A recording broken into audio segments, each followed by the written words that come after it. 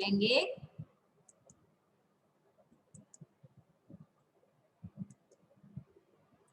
Screen दिखाई दे रही है बच्चों? Yes ma'am. Okay, yes ma'am. Alok Dhanwa part 2 दिखाई दे रहा है सबको? Yes ma'am. ठीक है, यस मैम। तो हम हमारी दूसरे पार्ट की कविता पढ़ने वाले हैं, दूसरा पार्ट पढ़ने वाले हैं, जो क्या है, आलोक धनवा जी के द्वारा लिखा गया है। इन कवि को मेरे अंदाज से आप पहली बार पढ़ेंगे। इनका जन्म सन 1948 ईस्वी में मुंगेर बिहार में हुआ। इनकी प्रमुख रचनाएं, पहली कविता जनता का आदमी 1972 में प्रकाशित, उसके बाद भागी हुई लड़कियां, ब्रूनो की बेटियों से प्रसिद्धि इनको मिली। दो इनकी रचनाएं हैं, कौन कौन सी? भागी हुई लड़कियां और ब्रूनो की बेटियां। दुनिया रोज बनती है, ये इनका एकमात्र संग्रह है। प्रमुख सम्मान इनको मिला, राहुल सम्मान, बिहार राष्ट्रभाषा परिषद का साहित्य सम्मान, बनारसी प्रसाद भोजपुरी सम्मान, पहल सम्मान।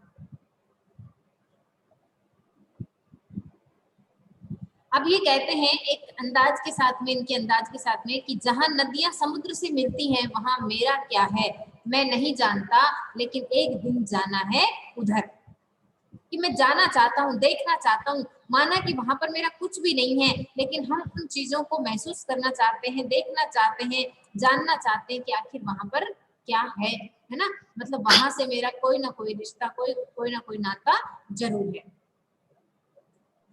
7वें 8वें दशक में कवि आलोक धनवा ने बहुत छोटी अवस्था में अपनी गिनी चुनी कविताओं से अपार लोकप्रियता अर्जित की। लोकप्रियता किसको कहते हैं? जब लोग उसको जानने लगते हैं, पहचानने लगते हैं, और लोगों के बीच में जो चर्चित हो जाते हैं, उसको कहते हैं लोकप्रियता। ठीक है ना, उसको लोकप्रियता कहते हैं। सन 1972-73 में प्रकाशित इनकी आरंभिक कविताएं हिंदी के अनेक गंभीर काव्य प्रेमियों को जबानी याद रही हैं। आलोचकों का तो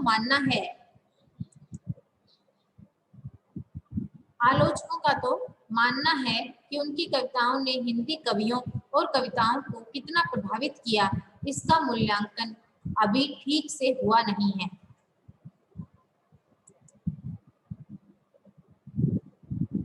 इतनी व्यापक ख्याति के बावजूद, व्यापक यानी बहुत दूर तक फैली हुई, और ख्याति यानी प्रसिद्धि के बावजूद भी, या शायद उसी की वजह से बनी हुई अपेक्षाओं के दबाव के चलते आलोक धनवा ने कभी थोक के भाव में लेखन नहीं किया। मतलब इन्होंने बिल्कुल लिमिटेड कविताएं अपनी लिखी, लिमिटेड लेखन किया इन्होंने।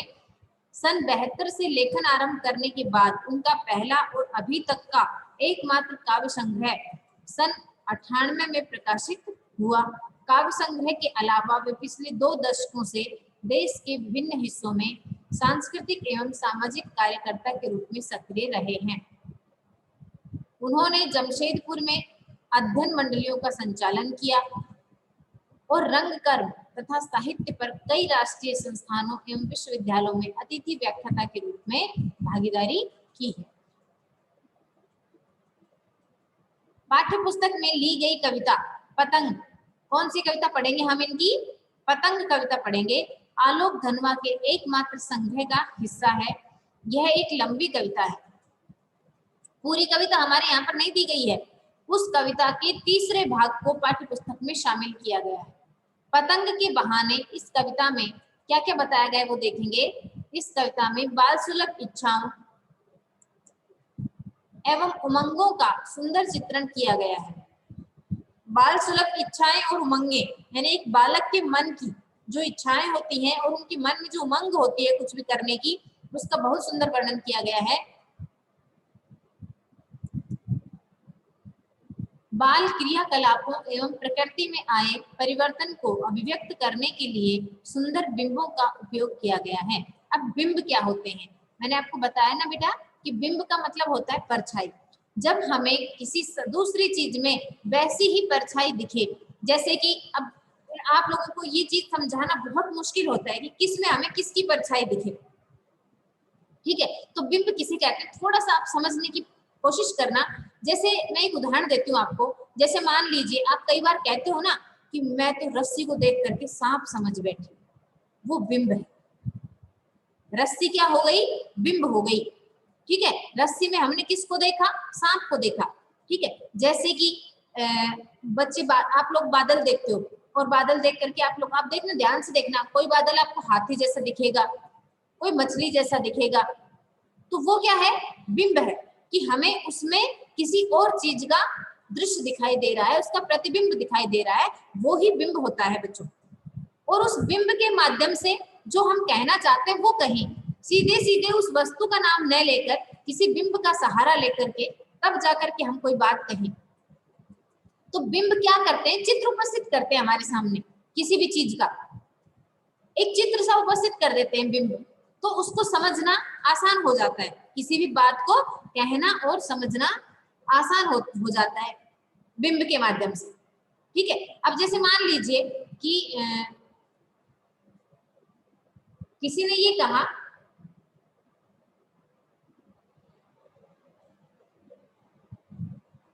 कि इंद्रधनुष अपनी सतरंगी चुनरी लहराते हुए आसमान में छा गया। तो यहाँ पर जो सतरंगी चुनरी है ना बेटा, ये सतरंगी चुनरी क्या है? बिंब है।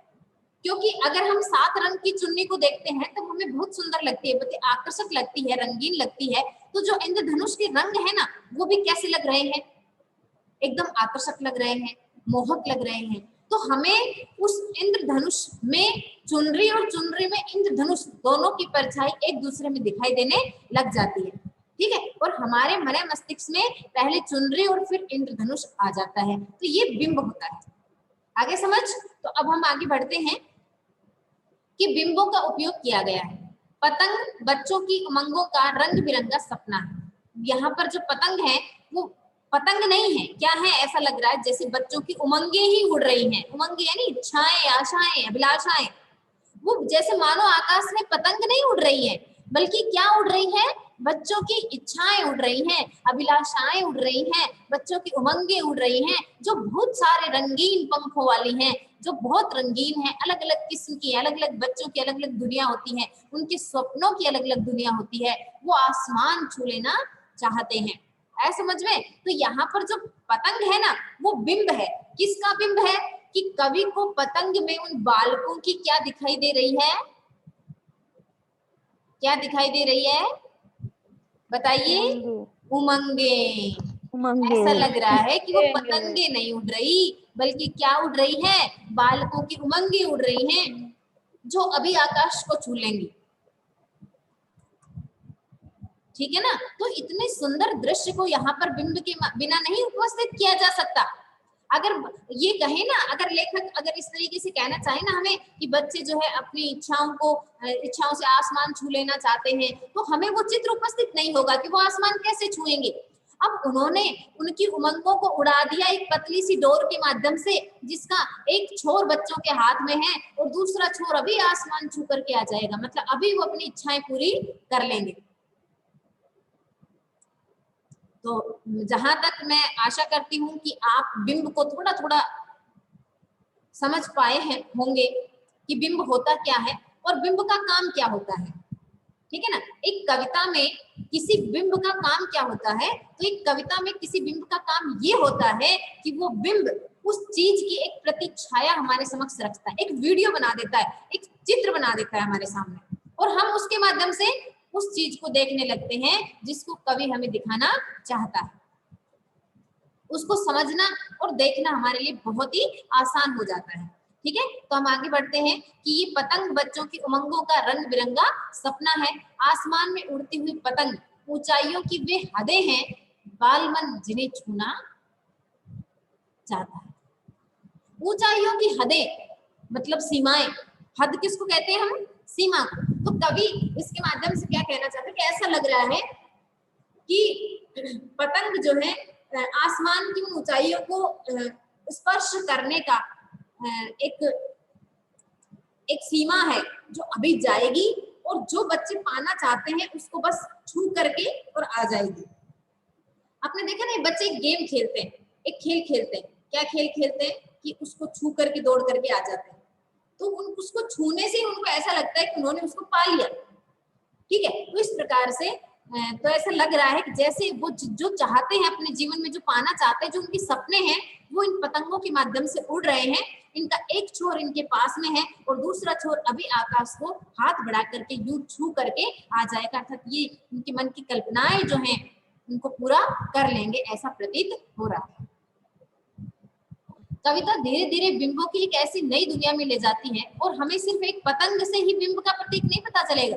अब वो आप देखना आगे आगे कि ऐसे ऐसे बिंब हमारे सामने कवि ने उपस्थित किए हैं कि हम बिंबों की एक ऐसी नई अनोखी दुनिया में चले जाएंगे जिनको हमने आज तक सुना ही नहीं है, और हमने आज तक हम उसकी जिसकी परिभाषा नहीं कह सकते, हम जिन चीजों को शब्दों से नहीं कह सकते, उन चीजों को कवि ने बिंब के माध्यम से हमारे सामने जैसे जीवित सा कर दिया है उन बातों को, ऐसा प्रतीत होगा हमें। देखिए आगे बढ़ते हैं। जहां शरद ऋतु का चमकीला इशारा है, देखो ध्यान देना कि पतंग बच्चे कब उड़ाते हैं, पतंग बच्चे तब उड़ाते हैं जब मौसम एकदम साफ होता है, आसमान एकदम साफ होता है। सर्दी में, गर्मी में तो धूप बहुत ज्यादा होती है, बच्चे पतंग नहीं उड़ा सकते। तो जैसे मान लो कि शरद ऋतु की जो चमकीली सी धूप आई है ना, तो मानो किसी ने रिफ्लेक्ट किया है बच्चों के ऊपर, एक इशारा है कि आ जाओ उड़ा लो पतंग, मौसम एकदम साफ है। तो यहाँ पर जो दृश्य है, ये बिंब है, इनको इस तरीके से बताया गया है, ऐसे बताया गया है कि बस अभी बोल उठेंगे और चीजें अभी हमें समझ में आ जाएंगी। बड़ा मजा आने वाला है इस कविता को पढ़ने से, आप भी एक अलग ही दुनिया में चले जाएंगे और आपको बहुत सुंदर लगेगा कि कौन कौन सी चीजें क्या क्या कह सकती है हमें, और वास्तव में ऐसा हो भी सकता है। जिसको कवि ने जो एक शब्द दिया है, उसको जो परिभाषा दी है, उसको हम कैसे समझेंगे वो देखिए। तो जैसे मौसम हमें क्या करता है, बुलाता है ना बच्चों को, जैसे मान लो बारिश हो गई, बारिश का पानी बच्चों को बुलाता है कि आ जाओ दौड़ के उछलो कूदो खेलो नाव चलाओ कुछ भी करो।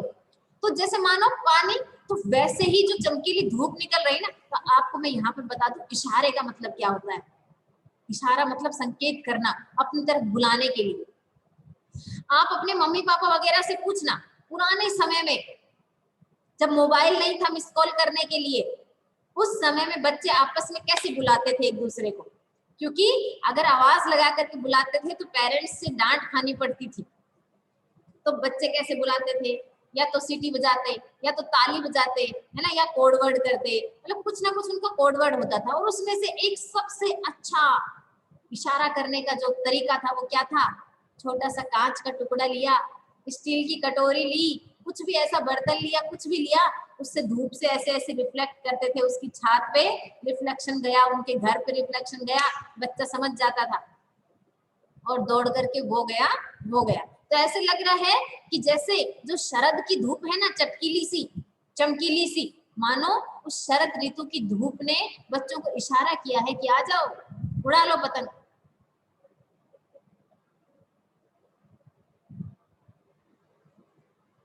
जहां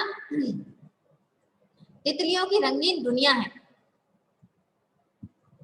दिशाओं के मृदंग बजते हैं, ऐसा लगता है कि जैसे सभी दिशाओं में क्या बज रहे हो, मृदंग बज रहे हो। जहां छतों के खतरनाक कोनों से गिरने का भय है, दूसरी ओर भय पर विजय पाते बच्चे। ऐसी ऐसी छतें जिन पे मुंडेर नहीं होती थी, और बच्चे उन छतों के ऊपर पतंग उड़ाते इस तरह से चलते थे कि माता पिता को, तो अगर माता पिता तो उनको पतंग उड़ाता देख लेते थे, नीचे से देख लेते थे, तो उनका जान जो है, कलेजा निकल करके जो है मुंह में आ जाता था कि ये बच्चा गिर जाएगा, ये कहाँ खड़ा हुआ है। लेकिन बच्चे इतने चंचल और इतने फुर्तीले होते हैं, इतने लचीला होता है उनका शरीर कि वो गिरते गिरते भी बच जाते हैं। वे खतरनाक छतों पर भी मतलब गिरने से संभलते रहते थे। यहाँ पर एक तरफ तो माता पिता को उनके गिरने का भय लगता है, और दूसरी तरफ उस भय पर विजय पाते बच्चे हैं जो गिर गिर करके संभलते हैं, और पृथ्वी का हर कोना खुद ब खुद उनके पास आ जाता है।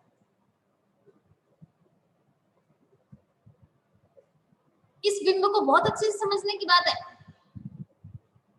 इसमें क्या बताया, इसमें बताया है कि बच्चे जमीन, मतलब बच्चे नहीं घूमते हैं, मतलब इसमें ये बताया कि इतनी सुंदर ढंग से उस बात को ये कह दी है कि बच्चे जहां के जहां कहीं भी पहुंच जाते हैं, 1 मिनट में पलक झपकते, यहाँ देखा तो वहां गए, कितनी फुर्ती होती है उन बच्चों के अंदर। ऐसा लगता है कि बच्चे पूरी जमीन नापना नहीं चाहते, बल्कि पूरी जमीन जो है वो इन बच्चों के नाजुक से, इन कोमल कोमल पदचापों से अपना स्पर्श सुख महसूस करना चाहते हैं। जैसे जैसे एक माँ होती है, वो अपने बच्चे को एक हक करती है, स्पर्श करती है, उसका अंग, पूरे शरीर के अंगों पर अपना हाथ फेरती है, तो उसको एक ममता की अनुभूति होती है। तो वैसे ही जो धरती माता है, वो भी जैसे अपने इन सभी बच्चों के पांव के नीचे से अपना हर भाग घुमा देना चाहती है। उसको लगता है कि मैं जो है इस स्पर्श सुख को महसूस कर लूं। तो बच्चों यहीं से जब आप इस कविता को समझते हुए चलेंगे तो आगे की कविता आपको बहुत अच्छा आसानी से समझ में आ जाएगी। हम इसमें क्या क्या पढ़ने वाले हैं वो सब आपको समझ में आ जाएगा। वे हर बार नई नई पतंगों को सबसे ऊंचा उड़ाने का हौसला लिए फिर भादों के बाद कि शरद की प्रतीक्षा कर रहे हैं। क्या आप भी उनके साथ हैं? तो कवि लेके चल रहा है आपको इतनी सुंदर सी बिंब की एक दुनिया में, और वो आपको बता रहा है कि किस प्रकार से बच्चे जो है वो कैसे कैसे अनुभूति करते हैं, और उनकी उमंगे कैसी हैं, उनका उन्माद कैसा है, उनकी चंचलता कैसी है, और प्रकृति किस प्रकार से अपने साथ में उनको शामिल करती है। और ये आ जाइए आलोक धनवा जी की पतंग कविता के तीसरे भाग को हम पढ़ने वाले हैं। देखिए, सबसे तेज बौछारें गई, भादो गया सवेरा हुआ। बहुत सुंदर ढंग से बातें यहाँ पर कही गई हैं कि बारिश का समय बीत गया है, भाद्रपद चला गया है। आपको पता है ना, आषाढ़, श्रावण, भाद्रपद और आश्विन। आगे समझ में, आश्विन यानी आशोज, जब नवरात्रि का जो समय होता है, जो अपने श्राद्ध पक्ष और नवरात्रि पक्ष आते हैं, तो वो जो है उस समय में क्या होता है कि बारिश खत्म हो जाती है, बारिश का मौसम चला जाता है, बादल भी साफ हो जाते हैं, और चारों तरफ वातावरण एकदम शुद्ध हो जाता है। बारिश से जो वातावरण की जो धूल मिट्टी होती है वो भी नहीं होती है।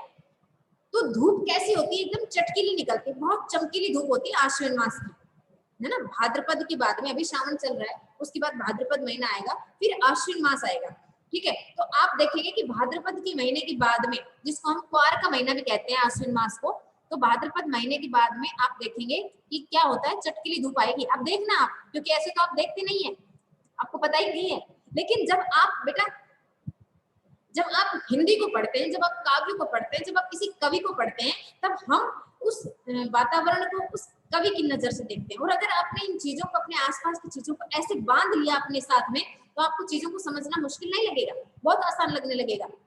तो कवि यहाँ पर ये कहना चाहता है कि श्रावण भादवे का महीना गया, तेज बौछारों का समय गया, जब बारिश होती है, भाद्रपद चला गया है, और अब क्या आ गया है, आश्विन मास आ गया। और अब क्या हुआ, सवेरा हुआ, अर्थात बादलों वाला समय चला गया, बारिश वाला समय चला गया है, और अब जो सवेरा होता है, अब जो सवेरा होता है वो कैसा होता है, क्योंकि अब आसमान साफ है। अभी अभी का सवेरा तो आपको कैसा लगता है? अभी तक भी देखो रात लग रही है आपको, सूरज कम दिखाई देता है, सूर्योदय वगैरह हम नहीं देख पाते। लेकिन अगर आश्विन मास की सुबह आप देखेंगे, तो सुबह सुबह जब सवेरा हुआ तो क्या हुआ, खरगोश की आंखों जैसा लाल सवेरा।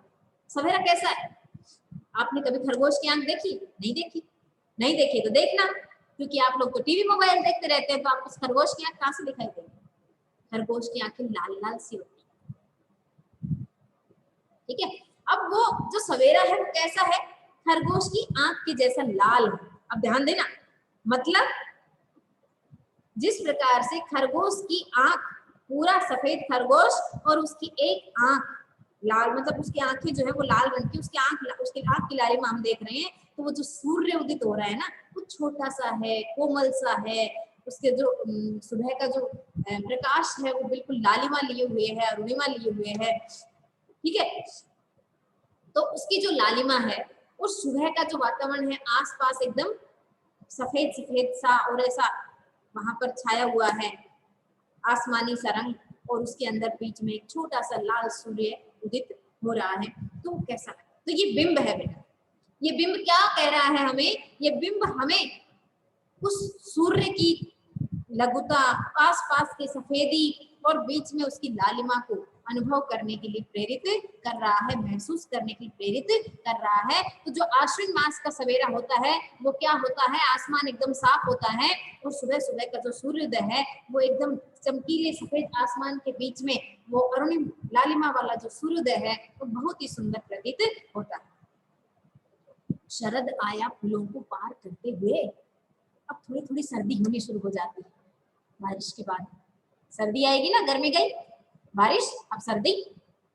तो जैसे शरद ऋतु फूलों को पार करते हुए, मतलब एक सर्दी के बाद में कितनी सारी ऋतुएं उन्होंने पार की, गर्मी, बरसात, बसंत, पतझड़, इतनी सारी ऋतुएं उन्होंने पार की। तो जैसे वो सब क्या थे, फूल थे, फूलों को पार करते हुए ऐसा लग रहा है कि शरद बहुत सारे फूलों को पार करते हुए आ रहा है, अपनी नई चमकीली साइकिल तेज चलाते हुए।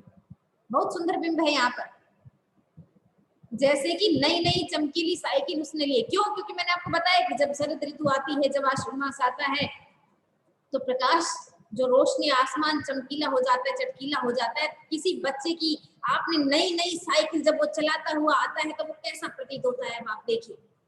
तो बिल्कुल यहाँ पर शरद को भी एक ऐसे बच्चे की तरह बताया गया है जो आज ही अपनी नई नई साइकिल लेकर के आया है और उसकी नई नई साइकिल एकदम चमचमाहट कर रही है। और उस साइकिल को जब पहली बार वो अपने हाथों में लेता है तो इतनी तेज चलाता है कि जैसे हवाई जहाज मिल गई है उसको भाई साहब।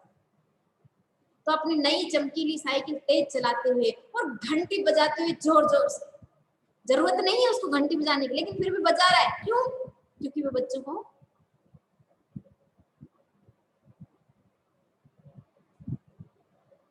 अपने दोस्तों को बुलाना चाहता है, अपने मित्रों को बुलाना चाहता है, वो अपनी तरफ ध्यान आकर्षित करना चाहता है कि देखो मैं आ गया। ठीक है, तो घंटी बजाते हुए, जोर से, चमकीले इशारों से बुलाते हुए। और मैंने आपको अभी भी बताया कि जैसे पहले क्या करते थे बच्चे, आवाज वगैरह सबका माता पिता को पता चल जाता था कि हाँ भैया ऐसे बुला रहे हैं, तो फिर उनका एक नया तरीका शुरू हो जाता था। वो मिरर से, कांच के टुकड़े से एक रिफ्लेक्शन डालते थे, आपने भी डाला होगा हो सकता है कभी। इन चीजों का एक अपना आनंद होता है, करके देखना, बहुत मजा आता है। ठीक है, तो आगे चलते हैं। इसमें क्या बताया उसने, कवि बताते हैं कि जो शरद ऋतु है, वो शरद ऋतु जैसे अपनी नई साइकिल लेकर के बड़ी तेजी से चलाते हुए और सबका ध्यान अपनी ओर खींचते हुए, चमचमाहट के साथ में, और अपनी साइकिल को तेज गति से चलाते हुए, घंटी बजाते हुए, चमकीले इशारों से सभी बच्चों को अपनी ओर बुलाते हुए आ रहा है।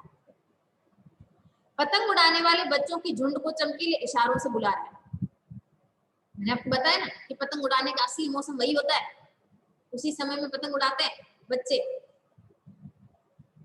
उड़ाते हैं ना।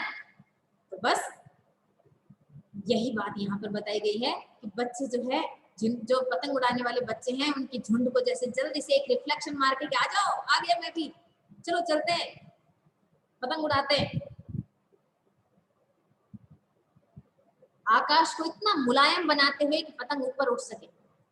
क्योंकि अभी मुलायम बनाने से तात्पर्य क्या है बच्चों, आपको पता है ना कि आकाश गर्मी में, बारिश में ऐसा लगता है भारी भारी, जल्दी से उड़ती नहीं है पतंग। बारिश के मौसम में नम हो जाता है कागज, पतला कागज है, नमी पकड़ लेता है, उड़ता नहीं है। हवा भी तेज तेज चलती है ना, कम उड़ता है। लेकिन उस समय में एकदम हवाएं भी ज्यादा तेज नहीं चलती हैं और मौसम एकदम सही रहता है। तो ऐसा लग रहा है कि पतंग उड़ाने के अनुकूल वातावरण बना दिया है, पतंग के अनुकूल आसमान एकदम कोमल कर दिया है, ताकि बहुत ऊंचाई तक जा सके पतंग, बच्चों के बहुत ऊंचाई तक पतंग जा सके बच्चों। आकाश को इतना मुलायम बनाते हुए कि पतंग ऊपर उठ सके, दुनिया की सबसे हल्की और रंगीन चीज उड़ सके। और कुछ नहीं उड़ता आकाश में, उड़ा के देखना, जितना भी पतला कपड़ा है वो भी नहीं उड़ता। क्या उड़ती है? पतंग उड़ती है बस, है ना। तो दुनिया की सबसे हल्की और रंगीन चीज, रंगीन क्यों है? क्योंकि बच्चों के रंगीन सपनों को समेटे हुए उसका प्रतीक है वो पतंग। ठीक है। तो दुनिया की सबसे हल्की और रंगीन चीज ऊपर उड़ सके तो शरद ने आसमान को इतना मुलायम बना दिया है कि दुनिया का सबसे पतला कागज उड़ सके। पतंग के अंदर सबसे पतला कागज काम में आता है, अपने ऐसे नॉर्मल कागज काम में नहीं आते, बहुत पतला होता है वो कागज, आप जानते हो, उड़ाते हो पतंग, तुम भी पतंग खोर हो वास्तव में। बांस की सबसे पतली कमानी उड़ सके, देखो लकड़ी भी होती है उसमें, हर कोई लकड़ी नहीं उड़ेगी, लेकिन उसके अंदर जो बांस की लकड़ी लगाई जाती है, सबसे पतली एक कमानी लगाई जाती है जो ऐसे और ऐसे करके धनुष शेप में होते, तीर और बाण शेप में होती है। ठीक है, कि शुरू हो सके सीटियों, किलकारियों और तितलियों की नाजुक दुनिया। पतंग उड़ाते हो जब सीटियां मारते हो ना, वो काटा वो मारा, तो यहाँ पर जो बच्चों का आनंद, बच्चों की मस्ती, उनकी किलकारियां, ये सब का माहौल शुरू होने वाला है अब। और शरद उतनी ही तीव्र गति से इतने दिनों से अपने ननियाल गया हुआ था शरद बच्चा, और अब वो इतने दिनों के बाद वापस आया है, नई साइकिल लाया है नानी के यहाँ से, है ना, और सभी बच्चों को इशारा करके बुला रहे हैं कि आ जाओ अब पतंग उड़ाएंगे। ठीक है, तो आज की कक्षा के लिए हमने इतनी कविता पढ़नी है, अब देखेंगे आगे वो और क्या क्या बताते हैं इस पतंग कविता के माध्यम से, और बच्चों के किन किन विशेषताओं को उन्होंने बिंब के स्वरूप में प्रकट किया हमारे सामने,